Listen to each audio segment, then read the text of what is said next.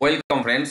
গত কয়েকদিন ধরে আমরা সংবাদপত্রে এবং টিভিতে একটি খবর দেখতে পাচ্ছি যে শিক্ষক শিক্ষিকা এবং রাজ্য সরকারি কর্মীরা এই যে ভোটের কাউন্টিং হবে সেই কাউন্টিংয়ের সময় কোনো ক্যান্ডিডেটের কাউন্টিং এজেন্ট হতে পারবে না।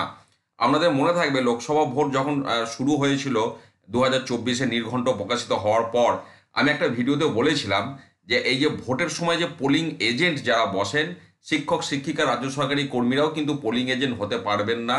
আমি আপনাদেরকে একদম তথ্য দিয়ে সেটা দেখিয়েছিলাম।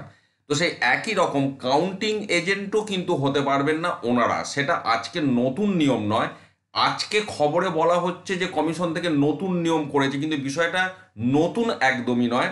এই যে দেখছেন হ্যান্ডবুক ফর কাউন্টিং এজেন্ট 2023, যেটা নির্বাচন কমিশনের পক্ষ থেকে পাবলিশ করা হয়েছে।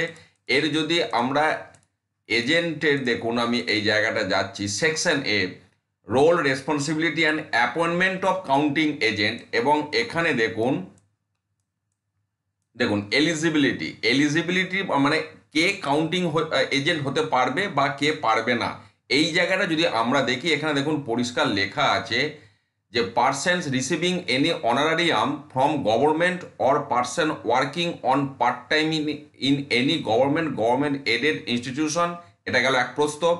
Person in the service of the government, অর্থাৎ রাজ্য সরকারি বা সরকারি কর্মী এবং গভর্নমেন্ট এডেড বিদ্যালয়ের শিক্ষক শিক্ষিকা, সেটা পার্ট টাইম হোক বা যারা সরাসরি অনারারিয়াম পান সরকারের কাছ থেকে, এনারা কিন্তু কাউন্টিং এজেন্ট হতে পারবেন না। এবং যদি হন সেক্ষেত্রে ম্যাক্সিমাম 3 মাস জেল, ফাইন অথবা দুটোই হতে পারে, পরিষ্কার এখানে বলা আছে। কাজেই যেটা আমি বলতে চাইছি যে এই নিয়মটা আজকে যেটা একটা হাইলাইট করা হচ্ছে যে নতুন করে নিয়ম করা হয়েছে, নতুন করে নিয়ম করা হয়েছে বলার মাধ্যমে হয়তো কিছু বোঝাতে চাওয়া হচ্ছে, সেটা কিন্তু বিষয় নয়। আগে থেকেই এই নিয়মটা আছে। শুধুমাত্র কাউন্টিং এজেন্ট নয়, ভোট চলাকালীন পোলিং এজেন্ট এবং কাউন্টিং এজেন্ট দুটোই এনারা হতে পারবেন না, যাদের কথা এখানে বলা রয়েছে। এবং ভোটের সময় পোলিং এজেন্ট নিয়েও কিন্তু আমি এই একই ভিডিও আপনাদের সাথে শেয়ার করেছিলাম, হয়তো আপনাদের মনে থাকবে। আমি আসল তথ্য আপনাদের সামনে তুলে ধরলাম। ভালো থাকুন, সুস্থ থাকুন, ধন্যবাদ।